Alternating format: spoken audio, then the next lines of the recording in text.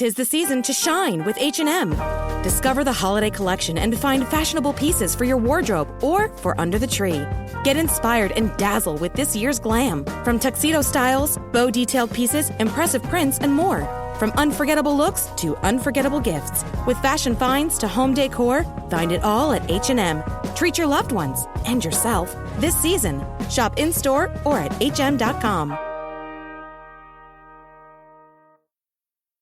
This podcast is brought to you by drunkmummysobermummy.com and made in association with HelloSundayMorning.org, changing the world's relationship with alcohol, one Sunday at a time. Oh, the kettle's boiled. Great. Perfect timing. Should we get started then? I'm Victoria Vanstone. I'm Lucy Good.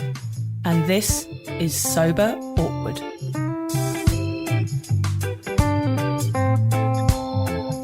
Right, Lucy, over to you. Thanks, Vic. So whatever stage you're at on your sober journey, and Vic and I are at completely different stages, you'll know that life without booze can at times feel, what do you reckon? Awkward. Lucy and I invite you to listen to our podcast where we discuss the realities of sobriety, the good, the bad, the ugly, and the cringingly embarrassing. Our honest and open chats will help you discover what it really means to be sober. Yes, we're here like a dodgy bottle of port from your nan's drink cabinet to take the edge off sobriety. And together we can learn how to feel the awkward and do it anyway.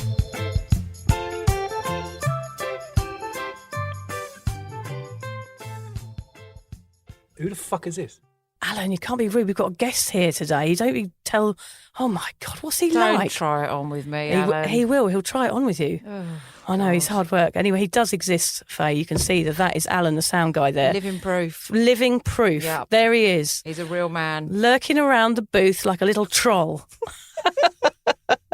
He's even worse than I imagined, to He be is. honest. He's worse, Yeah, isn't he? I think so. I just want to say very quickly that this podcast is proudly sponsored by Liars. Liars make simply the finest alcohol-free spirits the world has ever seen. Find out later in the show about their free mixology classes. So here I am. I'm in the booth and I'm without Lucy. I have a stranger. Oh, well, not really a stranger. I have my mate Faye here with me today, and she is an expert on sober dating. So that's what we're going to be chatting about today. How are you, Faye? Do you want to introduce yourself? Yeah, I'm really well, thank you, Vic. I am particularly excited about this topic because I founded Untoxicated, which is a sober social community, and it was one of the themes that we used to get all the time. And I know in my own life as well, it was a big thing for me too. So I'm bringing my learnings here today to share with you guys. Brilliant. Yeah, Lucy's away today. So we've got, a double professional party pooper here with me. So there's two of us today, which is exciting. It's very lonely in the booth on your own, isn't it? Can't have that. Yeah. And I've been in COVID lockdown, Faye. You'll be pleased to hear that I'm out now. I'm actually free from COVID, which has taken about a week and a half because we all dropped like flies. Oh, God. I know. How was it? It was pretty bad, but the worst thing about it, Faye, was my shop was I ordered from Coles, which I've never done before. Yeah. And I just went through and picked through the pictures and I ordered everything in miniature. So when everything arrived, it was like one juice popper, one tiny can of yogurt. And it was like the borrowers. Do you remember the borrowers? No. Yes, like these little tiny people that live in underground in a forest and have like acorn hats. Rookie era. You do it the first time, you never do it again I after know. that. I had enough food to last about an hour in my house. So, yeah. So I got a bit better at the Coles orders by the end of it. But, yeah, I'm all right now. It was a bit shit. Have you had it? No. No. I haven't actually. You've avoided it. Well, I may have had it, but just wasn't. Yeah, it's bad. I had a few symptoms, but I don't know if I was just being hypochondriac. Yeah, probably. Yeah, exactly. So here I am in my lovely little booth with my friend Faye, sweating together like a couple of sardines in a tin. Today we are awkwardly delving into sober dating. It's something I know nothing about due to being happily married and having only ever dated when plasters, apart from 3 times, which I'm going to talk about later. So I brought Faye in to save the day. Woohoo! She is going to tell us all of the gory details. She is a grey area drinking coach and founder of the sober social network Untoxicated. Until she met her partner, Faye was a single, sober woman dating without alcohol. Bloody miracle. Absolutely, it is. And it's quite the experience. So I'm going to share some of those with you guys so that hopefully my learnings will be useful to you so that you don't have to go through the quite as awkward as I did. But been there, seen it all. I'm very excited to be here. It feels like quite surreal, actually. In the booth. Yeah, absolutely. But who's that angry bloke staring at me? Yes, yeah. He's a weirdo. Yeah, that is Alan. Don't worry about him. I'll just chuck him a digestive and hopefully he'll leave us alone for the rest of the podcast. Right. Yeah, just ignore him. Okay. The reason why we're doing this podcast is because so many people have emailed me, especially on my Facebook group, asking us to give them insight into the sober dating scene. I was hoping that Lucy might go on a few dates and investigate this mysterious world, but I'm finding it too hard to drag her away from her knitting, and she's gone on holiday. So I've called in the expert. God, yeah, and apparently that's me. Yeah. So, hopefully I can live up to that intro. But I have done my fair share of sober dating and have hosted a sober singles night for about 65 people. So I do have some stories of my pre and post sober dating life to add to the sober awkward shame shed. Excellent. We love a few humiliating shame stories. They're our favourite. Yes. Today you'll get our very own sober awkward guide to sober dating.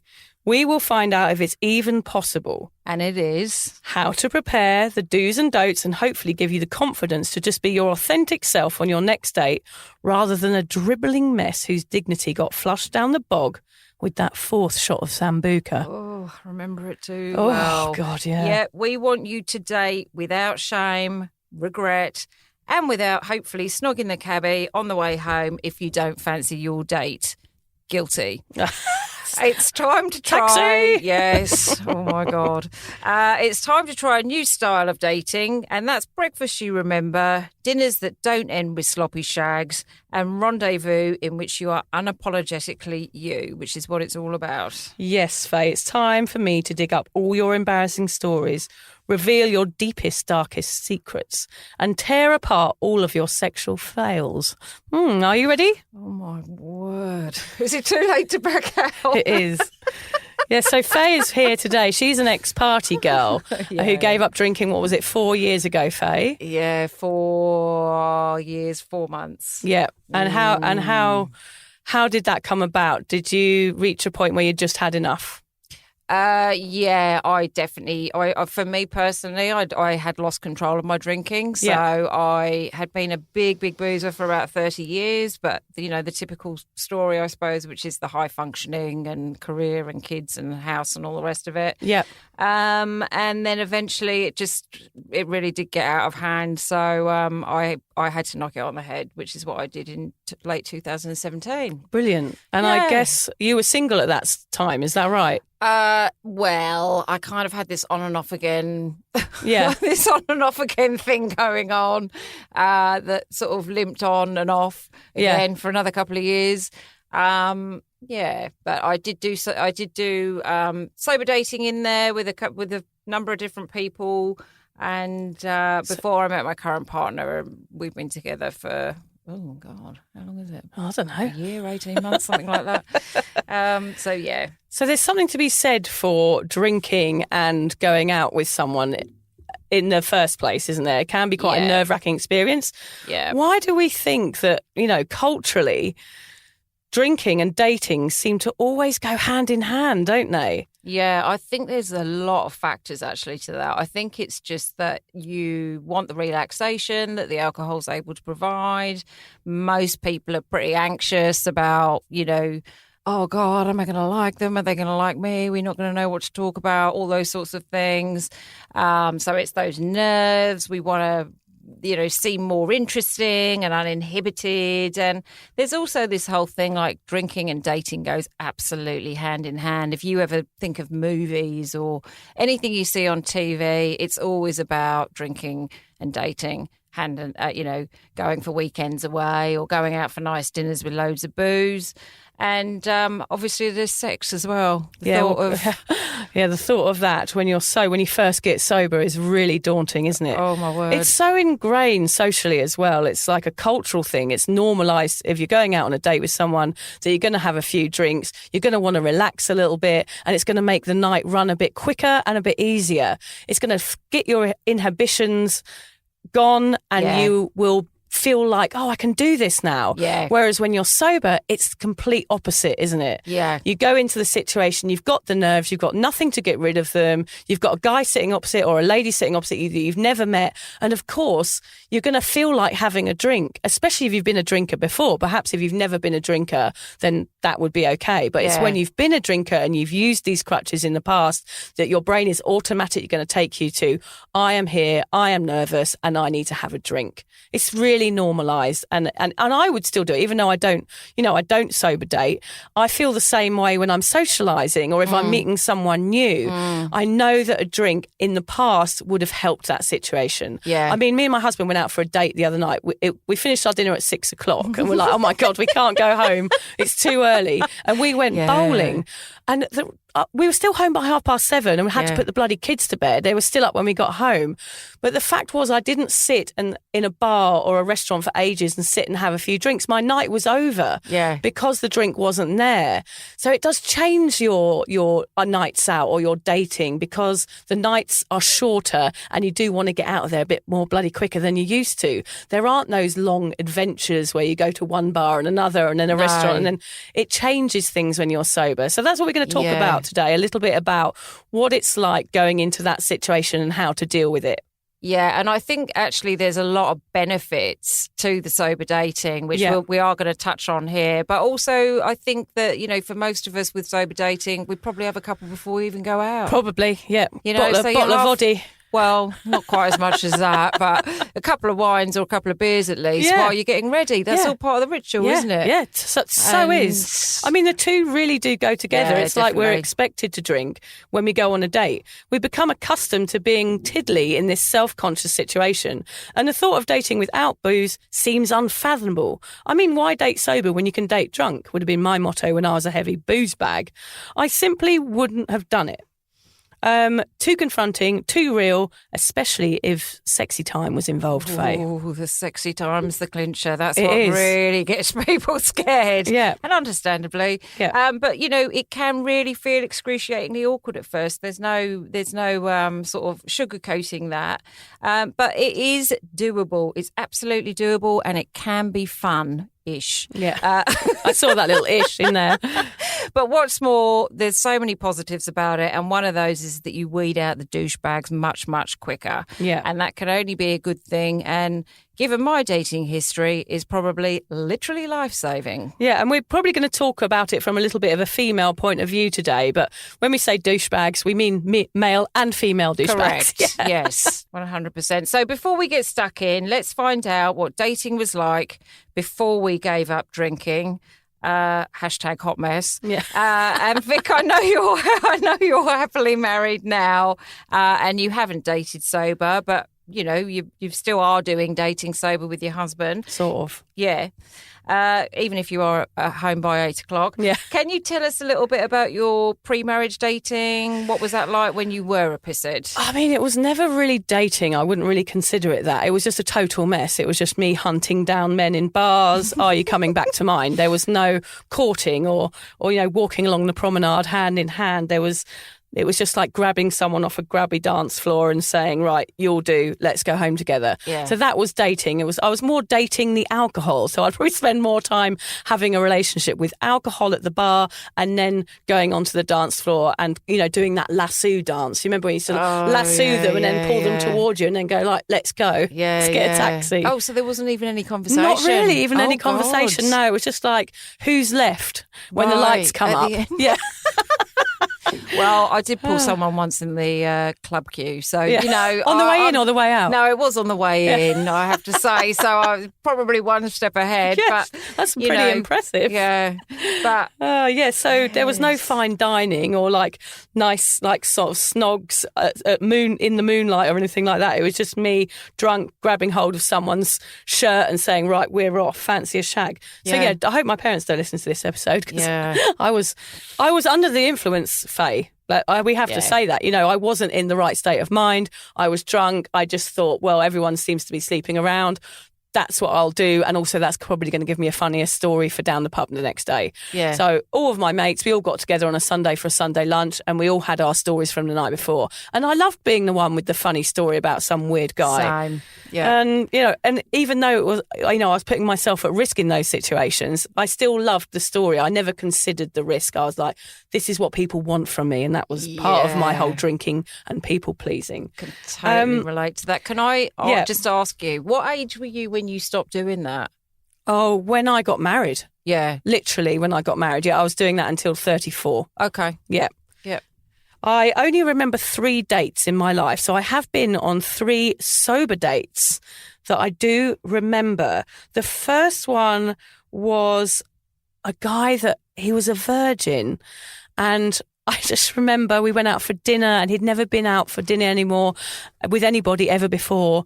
And the salad came that was a starter and he was picking bits of salad from the plate. I'm showing Faye, I'm doing actions. I'm sorry you can't see them. But he was picking salad from the plate, holding it above his head and dropping it into his mouth like he thought it was sexy. God. And then he ordered a drink and he was licking the side of the glass before he took a sip. Were you moist? And no, I was ice cold, quite honestly. I'm getting moist here just hearing it. I was ice cold.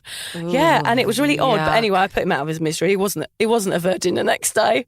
Even though I didn't you like him. did. I know. You did. I know that's You went there. I know. That's the sort of person I Well, was though. we all I were. put aside my own self-care Yeah. to please people, and that's a perfect result of that, terrible. The other date I had was a guy that I met online who took me to London Zoo for the day, and when I arrived he'd actually adopted me a pet monkey. That's actually quite cute. Yeah, he'd actually adopted me a chimp called Harry. So you could take it home with you at the end of the day. So honestly, it wasn't cute. It was weird. He was like, "Here, sign the papers."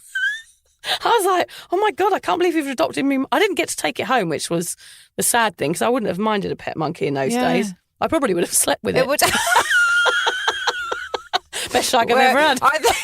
I think Alan's going to need to cut that bit out. You're going to have Peter, PETA, calling about that one. The World Wrestling Federation. What is it? WWF. Oh, that's funny. Oh, and the other my word. sober date, I remember sitting there with a guy who I'd met and he'd invited me out for a drink and I was all excited. And when Yeah. I got there, he didn't really speak. And he was like just sitting there. And I was like, oh my God, this is the most boring thing ever. And I actually said to him, are you shy or thick? That didn't go down well. Yeah, What was his response? Well, he got up and walked away. Okay. Yeah, which is fair enough. I wasn't really up You for the weren't- dating thing. the charm I didn't wasn't know how out to that do day. it. No, I didn't know how to do it. So I just was like, I was just uncomfortable in that situation because I was just so used to being drunk. Yeah. That I just didn't know how to react around people. I didn't know how to speak to people. All I knew how to do was drink, tell funny stories, and then pass out. Yeah. So dating, any sort of sober dating for me was out of bounds. Yeah. Okay. Interesting. What was it like for Yeah. you, Faye? Yeah.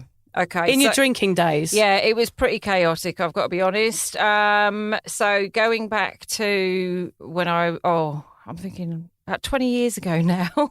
So this is how long it went on for.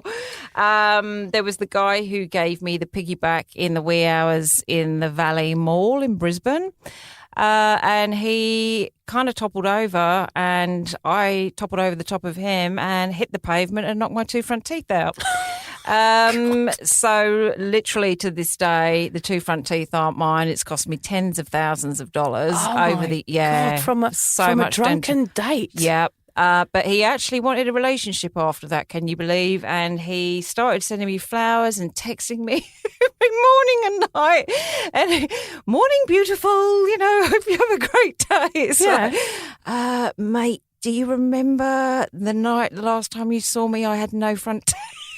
So he wasn't very he wasn't apologetic about the whole situation. No, he offered actually to pay for half the dental work until I said I didn't want a relationship. It's not something you go out on a date, you expect at the end of it to be discussing dental costs. No, that was quite. I mean, one would think that at the end of an experience like that, you'd probably really reassess your drinking. Yes, but no. I just chalk that up to it's a bit of a big night out. It happens to everyone, doesn't it? Yeah. Well, I'm a finger missing, as you know, Faye. So that's what happens on my nights out. Yeah, you did that. But yeah, those red flags. We do love ignoring those, don't we? Those red flags, indeed. There was another time I ended up going out with one guy for dinner and drinks, and then much later in the proceedings, ended up going home with one of his mates. Oh yeah, classic. And I must admit that one was mortifying. I felt so bad about that. But it's not just limited to those early dates. Some of them kind of ended up being in these dating for a little bit pattern with a few dead set psychos. One was a con man who tattooed my name across his chest. Hi, Brad. And then later I found out from one of his subsequent victims that he'd been passing it off as his late grandma. Oh, because you'd split up, so he didn't want to say that he'd had a girl's name written on him. He didn't have a grandmother called Faye. Oh. It was actually just another lie. Oh, God. And then there was another one who tried to throw himself on the bonnet of my moving car. Oh, yes. And another... my kids were in the car at the time, by the way. Oh, gosh, yeah, not good. Oh, not good at all. And then there was another one who was building a house next to his former... F-buddy, shall we say, and they had AVOs out on each other. Oh, yes. It's funny how you find out these things later on in the relationship, isn't it? All these quirky little foibles. And at that juncture, I just sort of thought a lot of these things were actually quite normal. Yeah. Because, I was still drinking and was a bit of a hot mess. So it's amazing, like those dating, drinking, it is just a really, really messy situation. It sounds like we were both like real dating disaster zones back then, and relationship disaster zones as well. Many years in the making, Lyre's exquisite range of lovingly crafted non-alcoholic spirits was born from a quest to make the impossible possible, giving you the freedom to drink your way. Lyre's spirits look, taste, smell and sachet around your palate just like the original. And with all the classic spirits represented, practically every cocktail known to man can be faithfully recreated and enjoyed in a non-alcoholic fashion. It's this absence of giggle juice that allows you to let your hair down and enjoy a social occasion, then arise in fine fettle to pursue whatever tickles your fancy the following day. If you're anything like Lucy and I, and probably you too, Faye, you'll know that attempting to make your own mocktails is hard. They often end up like a brown sludge in a glass that tastes like mud. I'm rubbish at them. But we're pleased to announce that Lyres are here to change that and teach you how to do a cocktail with class and flavour with their amazing free mixology classes. Online, one-to-one and tailored to your purchase, a 15-minute Lyres mixology lesson will teach you how to make the most of your Lyres product in a fun and casual environment. Free with every purchase. Simply pick a date and a time that suits you and allow one of the Lyres ambassadors walk you through the wonderful world of Lyres and how to create some top tasty tipples. Go to lyres.com to find out more. Lyres, simply the finest alcohol-free spirits in the world. Long-term repercussions from short-term lifestyle. I mean, that sums me up hugely. I used to get into these relationships like I've talked about, meet someone at a club, end up going out with them, and it would take me a year to find out that they were a psycho or that they had another girlfriend or that they were so moody or, I'd waste years on these people because I'd met them when I was under the influence and not in the right state of mind to be a good judge of character. Yeah. That's one thing, you're a terrible judge of character when you're drunk. I could never have have known any of this about these people. But by the time I'd got into a relationship with them, it felt like it was too late for me, and I'd already accepted their faux pas. I'd already accepted what they were like, and it got too late for me to get out. So these one night stands led to really, really fucked up relationships for me. Yeah, and I think also the other thing is that you use alcohol to manage the relationship. So if you are dating someone and you've met them under those circumstances, usually that's going to continue through the relationship. And what I found was using the alcohol as a way to kind of stay in and manage the fact that there's that kind of cognitive dissonance in that it's something's not right, and if you feel uneasy, but you're using the alcohol to kind of assuage all these fears that are cropping up in your mind, and everything feels okay when you're drinking. Yeah. You're sort of numbing it out. You're numbing yourself out. You're numbing the relationship out. Yeah. You're numbing your partner out. And actually, it's not a real situation. It ends up just being a kind of fantasy world where no one's really happy. Yeah, and I think also you see this a lot with people when they give up and maybe their partner doesn't, or maybe they do both give up at the same time, that there can be a real struggle in the relationship, as in, oh, why are we still together? Like when you take the drinking out of the equation, why... What have we got? Yeah. What have we got in common anymore? Yeah. So people so it's really a relationship hanging in the balance. Yeah. You're only being held together by this one thread, which is alcohol. And when people sober up, that's why a lot of relationships disintegrate, is because you're only hanging on to this one thing together. You enjoy each other's company when you're drunk, and when that's taken out, all you're left with is all this raw emotion and realness. Yeah. So it's very, very hard to keep something on track once alcohol is out of the picture. Yeah, and I think you also develop a much better relationship with yourself, and you start listening to yourself and start trusting yourself and start having boundaries and stop people pleasing as much and all of those things. Yeah. And you kind of go, like, actually, no, I don't want to put up with your crap. Yeah. I don't want to put up with whatever it is you're dishing out. I'm out of here. Yeah, I'm out. So it's all of those sorts of things, I think, play into it. But, it's no wonder those drunken dates never led anywhere, really, because, I mean, they're not seeing the real you, are they? No, definitely not. And you don't see the real them either. So overall, you don't really know each other. It's a way of avoiding true, real intimacy. Definitely. Yeah. I mean, looking back, I do regret not being present during those dating years of my 20s and 30s.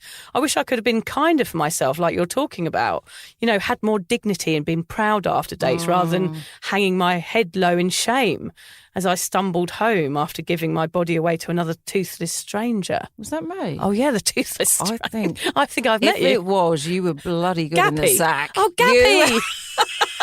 I haven't seen you for a while. You were great. That was a night to remember, that one.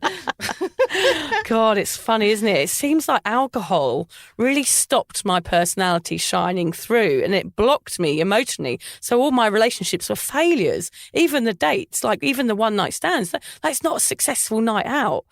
The only thing potential partners got from me were like a spitty snog, a fake phone number, and perhaps a pet monkey. Shame, really. Yeah. Well, the pet monkey was okay. No, yeah, he would have been good. I think so. Chuckles. Yeah. Chuckles? God. So drinking disasters aside, Faye, eventually 4 years ago, you and I both got sober. Yes. I was married, so sober sex was something I did with my husband, and it was just about bearable.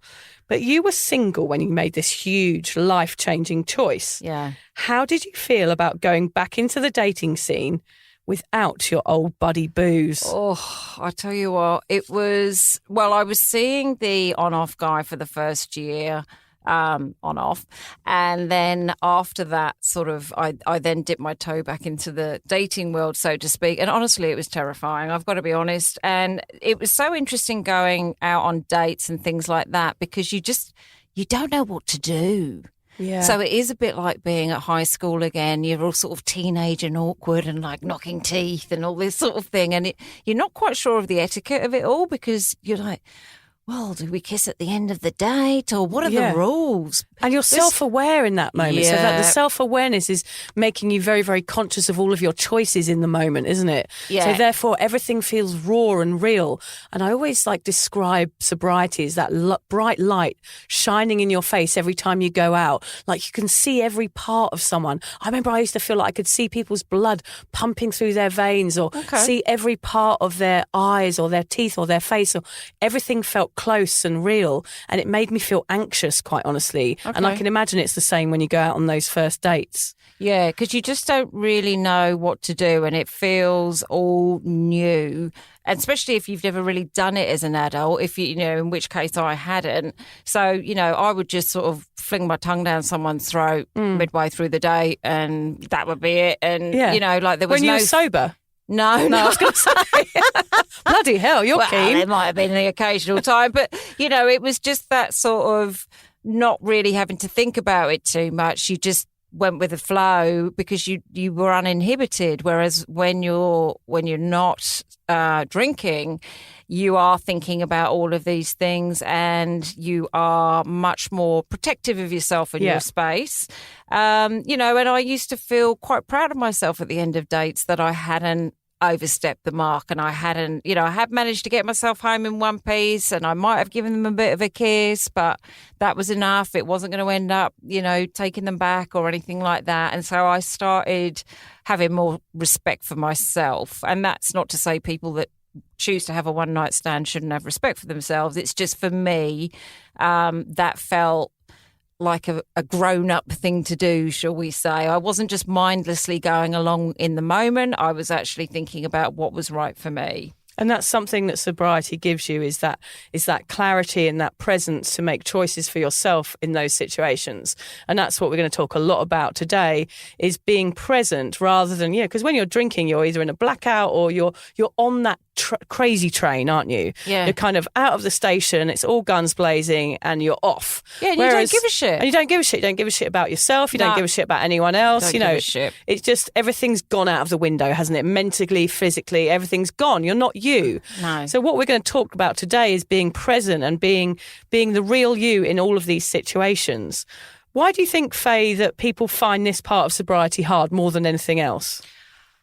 Look, I think dating is terrifying at the best of times. I think even if you are drinking, it's still quite nerve-wracking. And I think then to do it without kind of any numbing agent or anything to hide behind, that means you're bringing yourself. You're bringing yourself and you're making yourself vulnerable by showing up there and like, oh, my God, this is a complete stranger. And, all those questions like, what if we don't have anything to talk about? And what if I hate him? And is he going to order a pet monkey? Yeah, and who pays? And what do I do? Yeah. And what if he tries to kiss me? And what if he tries to, how am I going to feel? And, this is the way my anxious brain works. And what if I start blathering on because making an idiot of myself because I really fancy him, or what if he's a knob? So this is kind of like amplified times 1,000. And that's that awkwardness that you can have, and that feeling of vulnerability, I think, makes it like a particularly terrifying terrifying thing for people. So but the good news is that once you've got a little bit of practice under your sleeve, it gets a lot easier. Yeah. I mean, it's like anything, isn't it? Practice makes perfect. Yeah. I mean, it is awkward, and you do have to put yourself out there, and it is going to be hard the first few times you do it. Yeah. I wonder, Faye, did you date men that were drinkers when you got sober? Was that something you specified, or? Well, I mean, if you haven't done like online dating, I'm 48, and so back then I was 44. So that the pool is quite slim pickings anyway. Okay, right. Of the type of guys that you might be interested in. So I was unsure how I felt about it at that stage. Yeah. I thought, look, probably will need to be a non-drinker, but I wasn't sure, and I didn't want to limit my options too much. Yeah. So I did date guys that were drinkers, or they were people that drank when they weren't around me, that sort of thing. And I just wanted to kind of like test it out, to be honest. But I did put it on all my dating profiles and things like that because I just wanted to be upfront about it. And I know that's not for everyone, but in that process, and I think this is like indicative of a lot of sobriety, is like working out does this feel right for me? Doesn't this feel right for me? I realised quite quickly it wasn't going to work for me because I didn't want those questions of, can I have booze in the house? For me, the home is a safe space. I don't want booze at home. Yeah. And I think that's possibly unfair to a partner who does drink, or they might not be cool with it. I just didn't want to go there, to be honest. And I thought it's just easier if they're not. So for me, that was the choice that I made. Yeah. I think if I was single too, I think now in my early sobriety, I probably would have, maybe given someone a chance that was a drinker. But I think now I'm more confident in my sobriety. I just don't want that around me anymore. And I think it does change the longer you are sober. You are more accepting of people who drink because you understand that not everybody has a problem, of course. Yeah. But at the same time, there's part of me who just goes, well, why would I put myself in that situation? It's not something that appeals to me. I don't like the way people are. Yeah. I mean, I don't hate drinkers. I'm not at that stage where I don't like people drinking, but I just know that, I do get bored of the same story being said again and getting a bit spitty at me or being a bit too close. I'm just like, oh, right, I just don't want to deal with that. Yeah. So I think now if I was dating, I think I would prefer to be with somebody who was sober as well. I think that was probably how it would go. And I think it would be safer for everybody, even the listeners out there, to say, look, you can try both. Yeah. It might take you a while to work out what you want, but I would say probably most people will end up, if you're really stringent in your sobriety, trying to be with somebody who is on the same path of you, because then you got more in common, and being sober is such a huge thing that you want somebody else to understand and be part of that with you. So I can understand why you'd be like that now. I think it's also just like your interest. So if you're someone who loves camping and hiking, you're probably not going to go out with someone who loves cruises and 5-star hotels. Yeah. So just that your interests change so much when you go on the sober path. I think for people that probably didn't have as much of a problem with the alcohol as I did, it's probably not as much of an issue to date a drinker. But for me, because I can't, I don't want to have it in my home space in particular, and I've got no interest in going out to like big boozy dinners and things like that. So if you're with a partner that does still drink, they're possibly going to want to do those things, and they deserve to be able to do those things. So it's up to the individual to work out what's right for them, I think. Yeah, and it would be nice, isn't it? It would be nice to align yourself with somebody on the same journey as you, and I reckon that it would be hard to find that person, which is why what we're going to talk about later is that you do have to go through a few dating disasters, which I think you have had, Faye. Is that right? I'd say less so than when I was drinking. Okay, good. But do you want me to? Go for it. A few? Okay. Yeah, we love a few dirty stories. Okay, so there was one guy that I met from, I'm pretty sure it was Tinder actually, and he was from WA. And anyway, so we caught up and we had, we caught up for an hour and had something to eat, some tapas or something, and a couple of non-alcoholic drinks. And I'm pretty sure he was a non-drinker actually from memory. But basically, he just propositioned me for sex. What, over the tapas? Yes. Oh my God. He laid it on the chorizo. line. And I honestly, if that had happened when I was drinking, I would have been able to bat that back or, handle that, no problem at all. But I was just so taken aback. Yeah.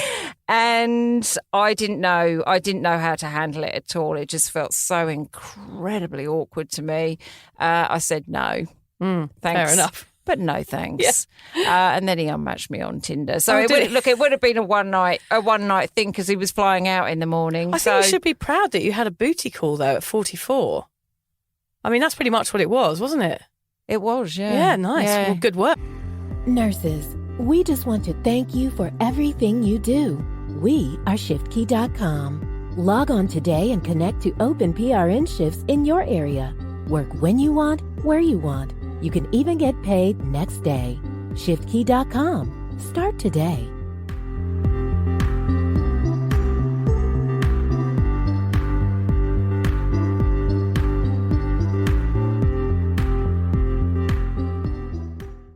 Still got it going on, Still girlfriend. got it going on, yeah. Yeah. Then there was a plumber, and this guy and I have been talking for a little bit.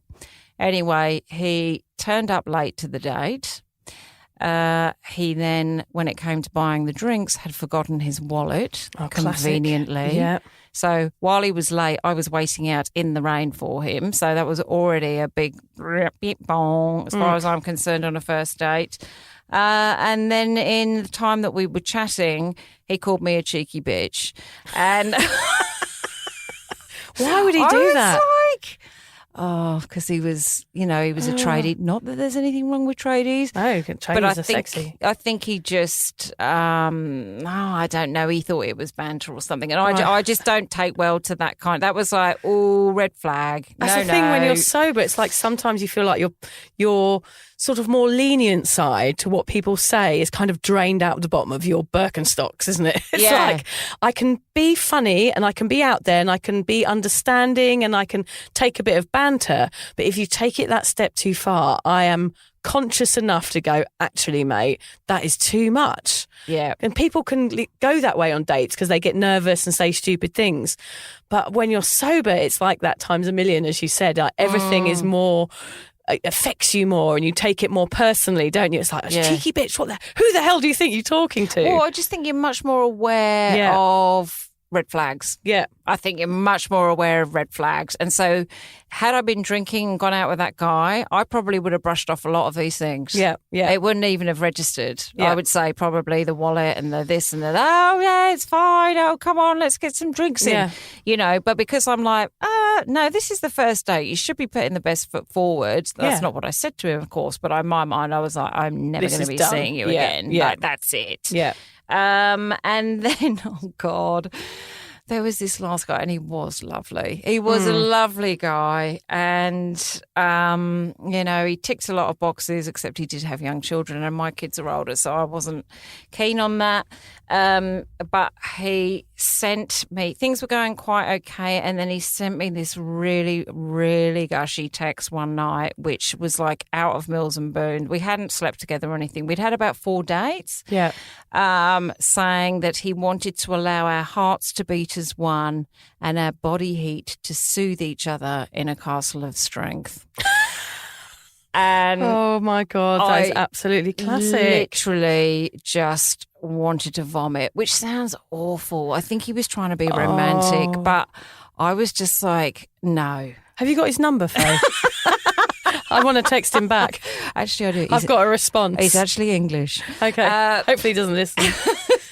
But it was just so far removed from what I can't stand. That sort of thing I think he thought that was what I wanted to hear. That wasn't the whole it's text. Quite sweet, it was longer. Really. It was longer than that. But it's annoying, isn't it? Because it's like someone's calling you a cheeky bitch and then the other one's like too romantic that it makes you feel sick. So there's got to be a place like that's what's hard about sober dating. I think I'm just too I think everybody basket. is. I think everybody is, aren't they? There's got to be this middle road where you find someone you've got someone in common with, something in common with, and that's really, really hard because it's either one thing or another thing, and it's trying to find that person you align with, which will take some time. But I think also it's the age as well. I think once you hit your 40s, I'm not sure whether your listeners are, what 20 to 50s kind of the age range, Right. So women kind of know that the older you get, it can get a little bit trickier in terms of what's on offer out there. Yeah. So you kind of think, oh, am I being unreasonable in my expectations and all of this? And then I'm like, no, when I get a text that makes me want to hurl into my slippers rather than want to jump his bones, which I did previous to this. Yeah. It's a no from me. Yeah. I mean, and that's what we're going to say too, is like, it's okay to say no. Can you imagine Valentine's Day? I'm already imagining, I'm fantasising about the puke in your slippers. Oh, the worst thing, though, of course, which we have to talk about because we're talking about sober dating, is sex.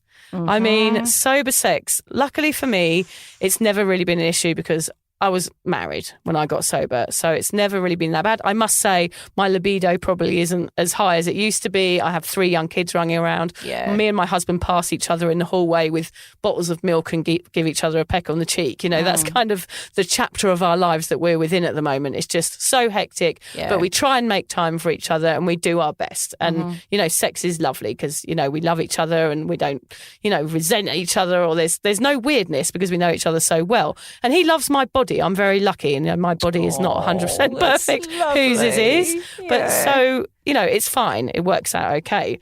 but I cannot imagine being sober and having sex with somebody I've met on a date. For me, even just thinking about it, like showing my body to somebody that I've just met, or even if it's the 10th date, I imagine feeling so self-conscious. Like I just cannot imagine. I think I would avoid it, actually. Yeah. How was it for you? All of those things you say. Yeah, right.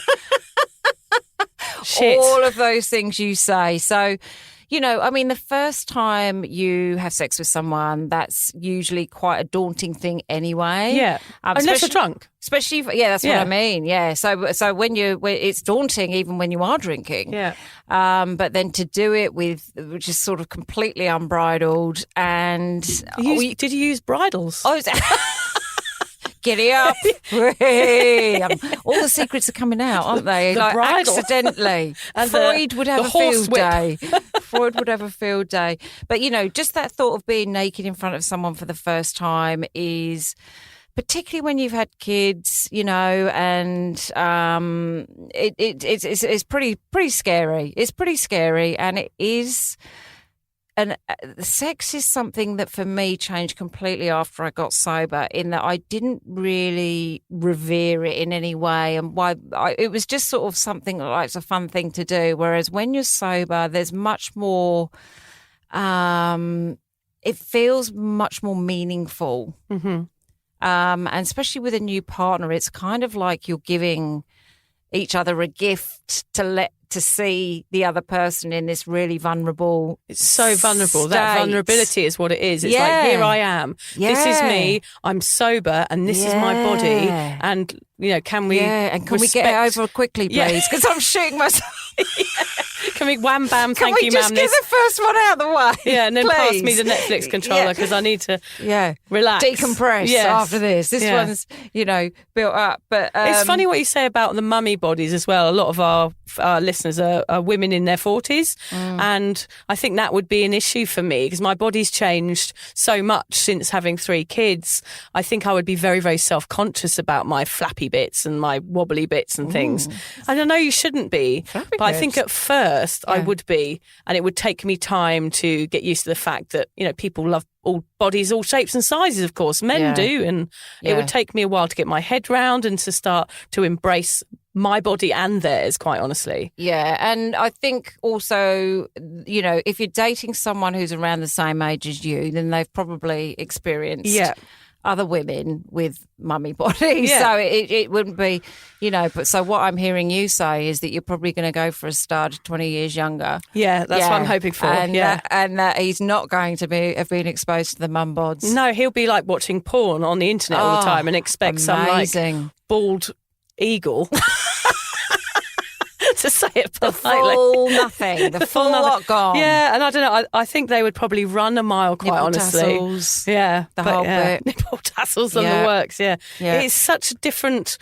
I was going to say ball game, but that now doesn't sound right. But it's so different depending on your age, this sober sex thing. Yeah. It depends how far along you are with your sobriety and also with your maturity, how you accept someone else or the differences in them and the changes that they've made and how their wrinkles make them more wise or more, you know, it's looking at these things and understanding that these are assets. They're not things that are wrong with someone. These are their assets. This is who they are. My mummy tummy is because I had 3 C-sections. Yeah. That's who I am. I've got a bit of a fold over, but that's because I created 3 lives. And it's things like that. As people mature, you start to understand and realise that you have this body for a reason and it's an incredible vessel that should be respected. And when you're sober, I think people are more respectful of that. And I think part of that's age as well, because you do tend to get a bit more accepting of your body as you get older. Yeah, definitely. You know, you're less self-flagellating. And look, let's face it, the guy's in the same boat. I mean, we have this thing that, like,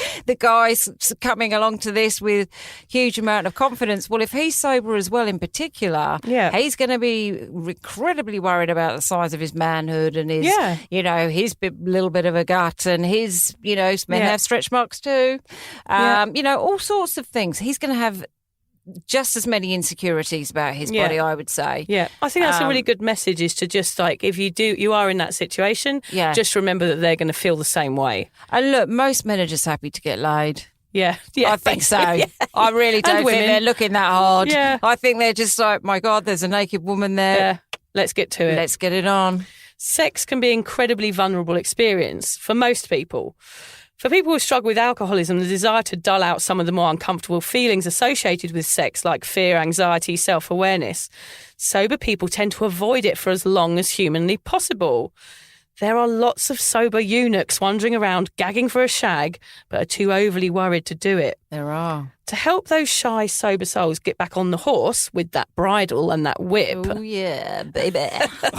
Let's look at some of the reasons why sex is actually a lot better for you and your date when alcohol is off the menu.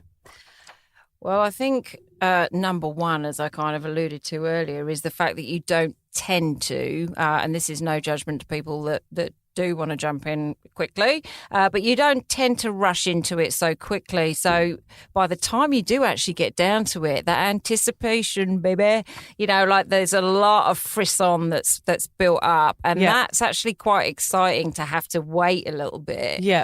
Whereas, I was, prior to being sober, probably, a couple of dates and if that. And you don't get to experience that excitement then, do you? Yeah. Yeah. Deciding to step out of the comfort zone is scary, but it can also be thrilling. That's exactly what we're saying. Growing your confidence in this department will help you for the next time. Practice makes perfect. So you keep going. Even if you're vulnerable and you hate your body in that first situation and you feel like it went really badly, it's great to be vulnerable and show yourself to someone, because the next time you do it, you're going to feel that, even if it's a tiny bit, you're going to feel a little bit better about yourself. And if you keep doing it, in the end, you're just going to be like, right, here I am. Let's do this. Yeah, growling. Although I would say that this is sort of merely an extension of the whole, if you think about it, the whole sober journey, everything about it is uncomfortable at the beginning. Yeah, everything. That's why it's called sober awkward. Yeah. And so this is just a sort of an extension of that, will get easier with time. Like all the other elements of your sober life, your new sober life, it all gets easier over time. And this is, it's the same with this. So don't fear if you're absolutely terrified and you think it's never going to happen for you. Just, take it as you at your own pace and keep pushing yourself a little bit out your comfort zone. Yeah, just a little bit each time. Yeah. So sobriety means you stop having sex just to please. I mean, that's an important point. For me, it was never my choice. And what I've written here is your body, your choice. Sex will become about what you want, not because you feel like you should. In my past, my classic people-pleasing thing was to have sex with somebody because I thought that's what they wanted from me. Yeah. There was never a point where I thought, I like this guy, I want to have sex with him. Yeah. It was more like, will he like me? Mm-hmm. And can I get that validation of him? And I'm going to give him my body to show that I feel okay now. So it was like having sex with someone was a kind of feeling of love that I got, even though he left the next day and probably gave me a venereal disease. It was still like a little love hit. Yeah. And those love hits become a little bit addictive. When you feel like someone likes you enough to have sex with you, then that's a good feeling. And then in sobriety, of course, I realise how wrong that is now. I'm like, oh my God, what was I doing to myself? Allowing men to fornicate with me for my own sort of mental health. It's really fucked up. Yeah. Well, it's just the validation, It's just the validation to creating it, and being so desperate for it. So, I was having sex to please others, where in sobriety, you can have sex to please yourself. Yeah, I think a lot of women will be able to relate to that. I know certainly that was my experience as well. And I think, I was talking to a client about this morning, that the whole sober thing is putting you back in the driver's seat of your life. Yeah. And that is, I get to decide when I want to have sex. Yeah. That's part of it. Yeah. And I get to decide what I want my life to look like. And I get to decide, what my boundaries are and all of those things. And this is another part of that. And you're not just going along with it because you think that that's wanted, that's what is sort of the thing that you should do, or that because someone else wants to. You're like, hold on, do I want to? What do I want to do? Yeah. Actually, I don't. Yeah, you've got to internalise it, haven't you, almost? Yeah. And go, this is what I want as a woman or as a man. This is what I want and this is what I feel comfortable with. Because you don't want to wake up regretting something. You know, you may as well be drinking again if you're waking up regretting everything. Yeah. You've got a choice now. You have the choice to live without regrets. And that's something that is wonderful. Because you don't need to wake up in the morning. If you've done something out of your own choice with a clear mind, there's no need for regret and shame and guilt and all those awful things that we experienced in our drinking days. Yeah. You get up and go, I made a good choice for myself yesterday. He might have been a shit shag or this might have happened or that, but I made it, whatever choice it was, with a clear brain and a clear mental state. And that's really, really important. Yeah, and even if that is that, I do still want to continue having one night stands. More power to you. Great. Yeah. That's a decision that you're making for yourself, and you're making that with a clear head and deciding that that's what you want on your terms. Yeah. Great. Go for your life, you know. So I think, you definitely feel less like for me, one of the things that I used to do was the whole swinging from the chandeliers routine and porn star, frigging, oh my word. I don't know who we were trying to impress in those days with those crazy, hanging off the chandelier moves. I don't know what we were thinking really, but we're just not our, we're crazy banshees that are drunk. We're not our normal selves. So of course we're going to do things that are out of character. And of course we're going to have shame and guilt and panic attacks the next day because those flashbacks to those moments when you're, I don't know, doing all those awful things, putting on that show, it's not a pretty sight, is it? No. Whereas I think when you embark upon the sex side of things when you're sober, you have, I remember in the beginning that it was like, wow, all these sensations and that connectedness with the other person and like, it just felt, because you numb yourself out when you're drinking, don't you? And that can mean that, you don't have as many orgasms and things, you don't have the sensation. So when you're doing it completely sober, you're really much more tuned into each other and, the sensations are heightened. Yeah. But I know that some people do struggle with the sex side of things after they stop drinking. Just give yourself a little bit of latitude. Your whole body's recalibrating. Everything's recalibrating. It's a lot of change at once. That first year, there's so much change and you can be all over the place. You're fine 1 minute, you're all over the place the next. So just give yourself a little bit of a break and a bit of self-kindness while you sort yourself out. Yeah. Gosh, it is a strange journey that we go on because we've been doing drinking for like 25 years. So that's all we know, or 30 years. All we know is this crazy style of sex or this crazy way of having relationships.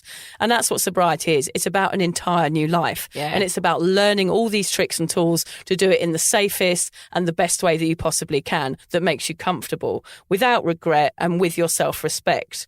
It seems sober sex might not be as wild as it was when we were wasted, Faye.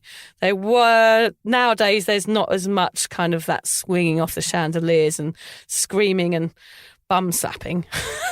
I don't know. Well, I don't know about you, but I'm still including those in my... Okay, excellent. I can assure you the only bum slapping I get is my kids when I get out of the shower. But it does sound like it's much more enjoyable sober. And you get to remember every squishy minute of it. I mean, there's no point in having sex in a blackout, is there? You forget all the good bits. Not really, no. So now that cheeky sex bit is out of the way and we understand that the best thing you can do is do it again and again and again, practice and be confident and be yourself. Yep. Let's go over some dating do's and don'ts to our listeners so that they can feel more confident when stepping out into the sober scene.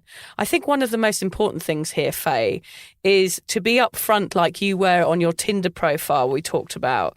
Be upfront and be honest on that first date or even before and tell someone that you are sober or that you are an alcoholic or whatever choice of words you use. You're sober curious, you're an ex-pisshead, an ex, booze bag, I used to say whatever. teetotaler. Yeah, teetotaler, whatever you want to say. But they didn't always pick up on it. Right. But Vic, the thing about that is that not everyone's comfortable having that conversation. No. So as always, you do what's right for you. Yeah. But it just can be a useful conversation to have or something to put out there in advance because you want to be on the same page at the end of the day. Totally. I'd also recommend deciding or having some idea before the date whether you're willing to date a drinker or not. Yeah, Because it's a big one. if they don't know that you are sober and you go on the date, and if it's like anything like my previous dates when I was a drinker, you know, you're 6 wines in before the dinner's even been served. So if you're out on a date with someone and that's what happens, how are you going to handle that? And that doesn't mean you need to discount drinkers at the outset, but, you know, it's good to feel your way with that one, I think, as we spoke about earlier. Yeah, don't choose a loud venue or somewhere that might trigger you. You know, you don't want to be going to nightclubs or your old pub that you used to go to, you know, your favourite haunt. You don't want to go to places that are going to be overwhelming and noisy and busy. You know, on your first date with someone, especially when you're sober, you want to find a cozy corner somewhere to have a nice chat where you can hear each other talking and it feels like there's no pressure in the room. There's no other people like bumping into you and spilling your drinks and doing all that kind of stuff that you used to do when you were a drinker. So just make sure you choose the right place. Yeah, because you want to actually get to know each other. That's really, really important. And do make sure, and this is the case whether you're a drinker or a non-drinker, someone knows where you are. So make sure they've got, where you're going, and you could even have a sneaky call in the middle of the day or a text as a get out option for you if you needed an escape plan. Yeah, especially if you're meeting someone on Tinder or something. Yeah, you make sure you've got even a sober buddy that can. Knows where you're going, knows what you're doing, knows your plans and knows, exactly your destination so that if anything goes tits up, you've always got an escape plan. Yeah, and you can also send them a screenshot of the guy you're going to meet and things like that too. Okay. So take a time out is a good point. Head to the toilets and restart after a few deep breaths. If it's not going well or if you just need a moment to recalibrate, go and take 5 minutes. Go into the toilets or onto the deck or wherever you are and take that moment out. It will just make you feel better. And if you fancy doing a run event, that is an option. Yep. And it's an option many of us have considered. Yeah. Change up the date. So make it an adventure rather than a dinner, sitting over a table, looking at each other, which can be the most awkward. So you can do, there's nothing wrong with picnics, breakfast, walk, cinema, scooters around the city, anything that's going to spark conversation. I feel like it's less daunting if you're not sitting face to face for the first date. Yeah, definitely. Oh, and check that menu as well when you're choosing a venue. Try and get an AF drink option if you can, because that's always handy. It takes the awkwardness out. And we know we like having a treat when we're out, don't we? Yeah. I love having an AF beer when I'm out. So, yeah, do that. You deserve a treat. Yeah. This is a key one. Remember, you're here to find out if you like them, not whether they like you.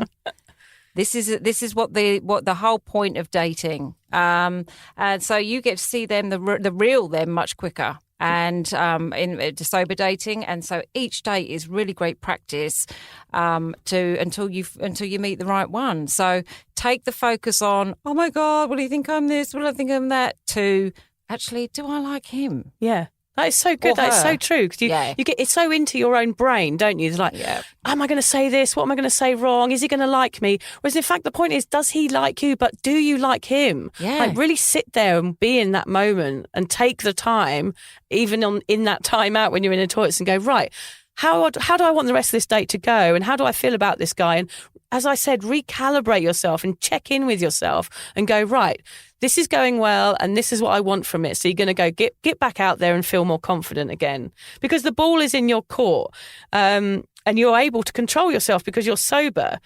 You don't have to do anything you don't want to do. So if you do want to leave, you can. It's just about being up to you. That's the thing we're really drumming into you today, is like, you've got the power. You've got the power. You've got the power. You are able to control this situation. So there's no need to be nervous.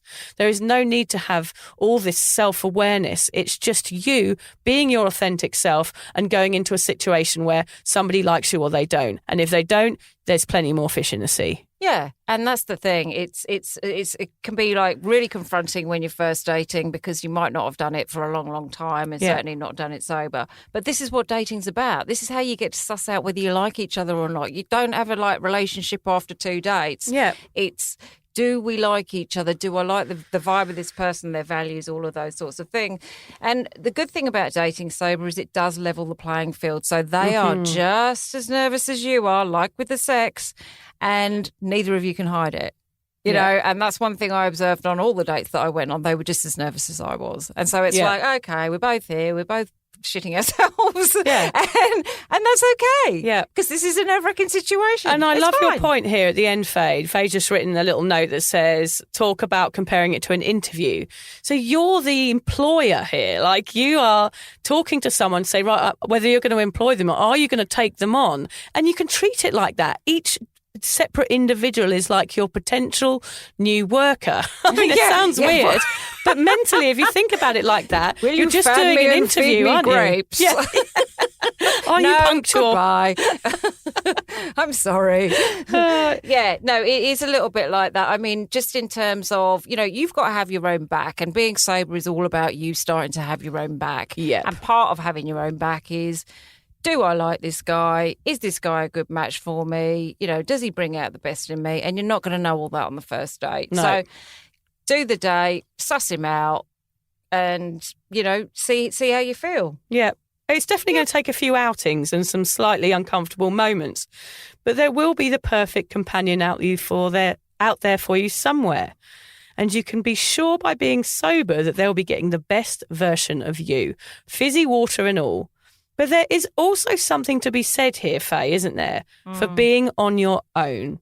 Oh. We don't all have to have partners. Some people find that in their sobriety, just having your own back is enough. Relying on another person to make you happy might prove to actually be an unhealthy move depending on where you are in your sobriety. Just make sure you're happy first. That's all that matters.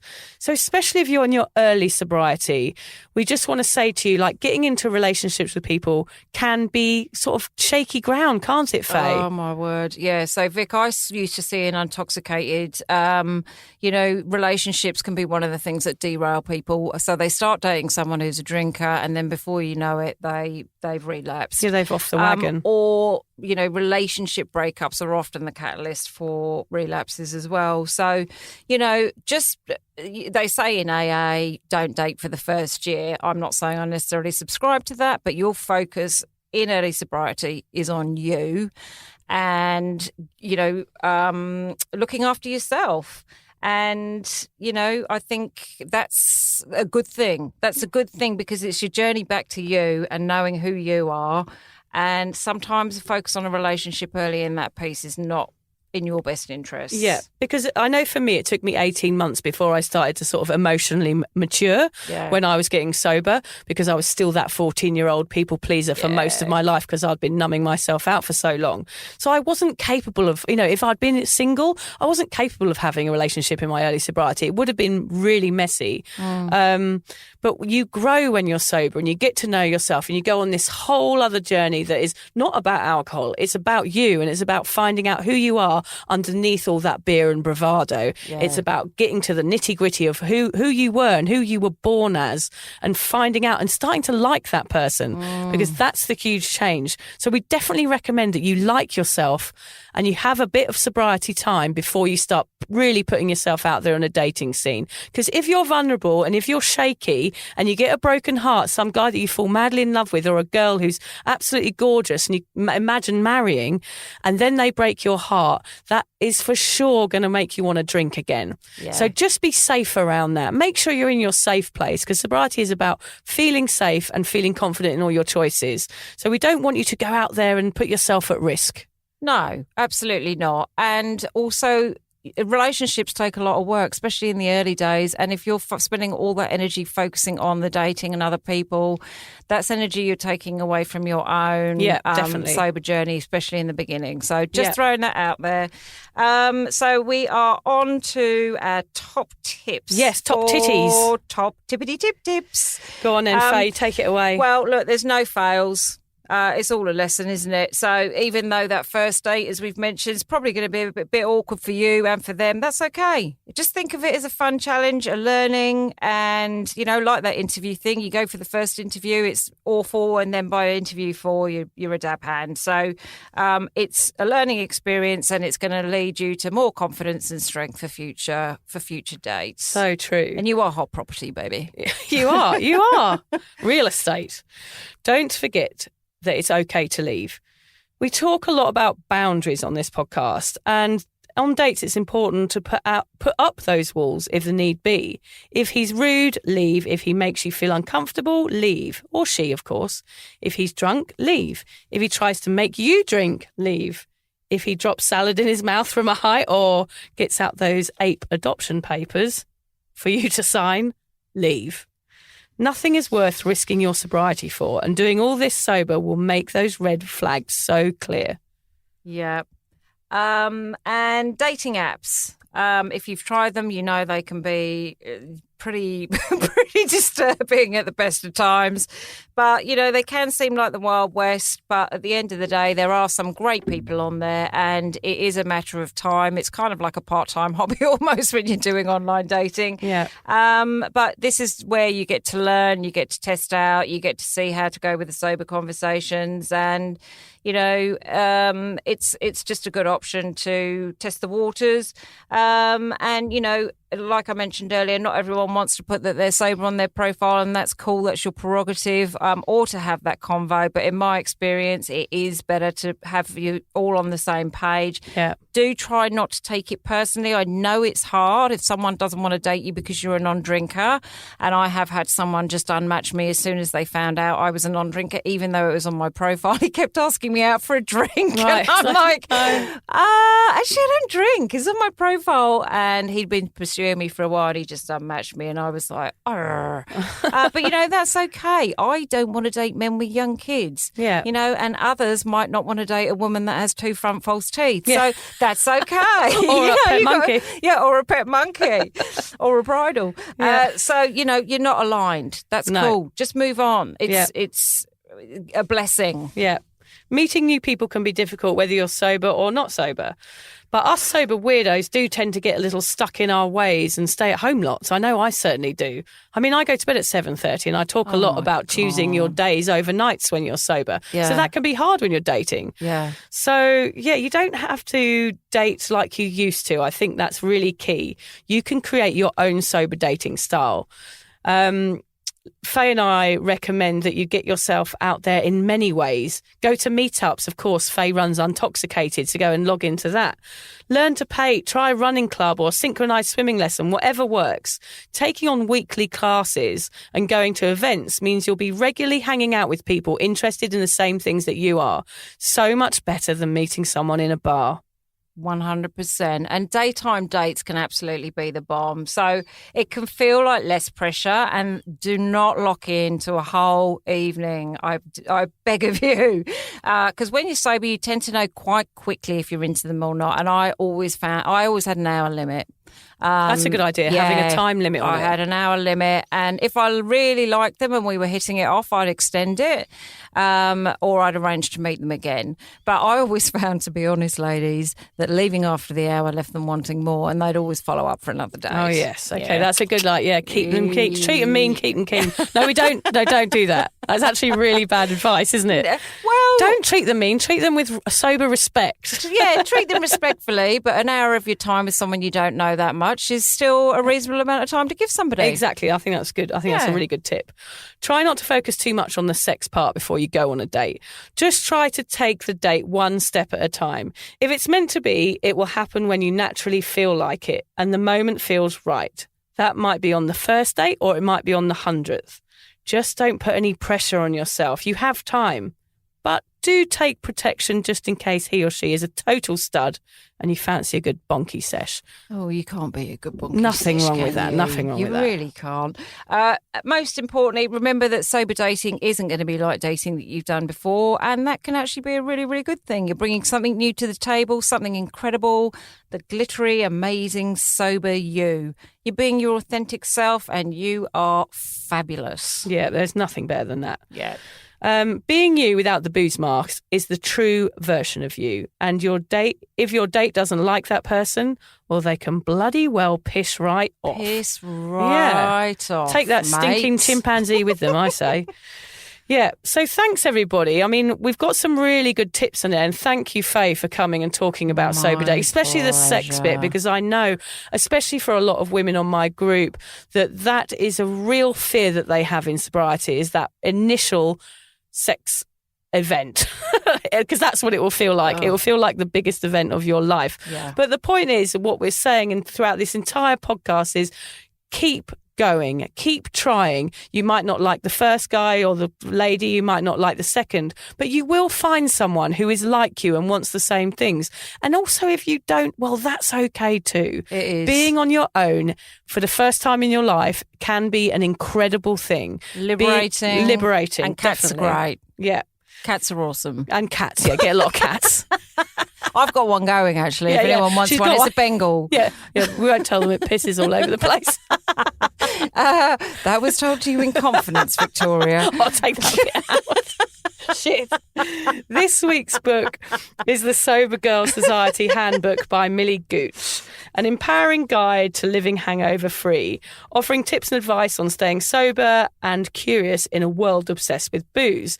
This handbook will change your life by showing you not only why you should drink less or not at all, but how. Millie shares essential information to empower you and transform your relationship with alcohol so you can lead your most fulfilling life. She's a younger sober influencer, and she does talk a lot about sober dating. So I thought I would just recommend her, because I love her. If you're in your early 20s and early 30s, she's someone that you could really relate to. Not like us old farts. Not like us old bags.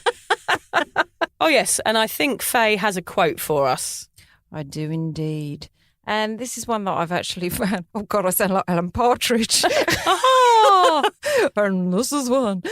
Your relationship with yourself sets the tone for every other relationship you have. Oh, my gosh, that is so true. Yeah. It is. And we could have not done that entire podcast and actually just said that quote. Pretty much. And it's summed it up, hasn't it? Yeah. And that's one of the gifts of sobriety, is your relationship with yourself gets so much better. And so as better. a result, it affects everything else around you. No more of that abandoning yourself on No. dates. No more of that blacking out and not remembering anything, feeling all those awful hungover feelings afterwards. You get none of that with sober dating. No. You just get to be yourself and be regret-free. You get to choose. You get to choose. And you're too good for that old old rubbish. way of dating. Yeah, that old boozy rubbish. No way. Thank you, Faye. I just want to say a big, huge thank you to Faye for coming on the Sober Awkward podcast My today. pleasure. We absolutely loved having you. I'm going to add all Faye's links into the show notes about Untoxicated and her grey area drinking coaching. And Lucy will hopefully back. She's been on holiday, but she'll be back in a couple of weeks. So we'll get back to it then. Our next topic is going to be about the damage done. All of the things that we feel perhaps have damaged our bodies in ways that we could never have predicted. Teeth, gallstones, all of those things. Yeah. So I miss my old teeth. Yeah, I miss your old teeth as well. Those ones are a bit big, aren't they? A bit big for your face. I'll leave you on that offensive joke. Come in, help with the podcast. Yeah. It's just abuse all the Get way the through. fuck out of the booth. Alan, Vic. Yeah. Thanks for listening, everybody. Thanks, everyone.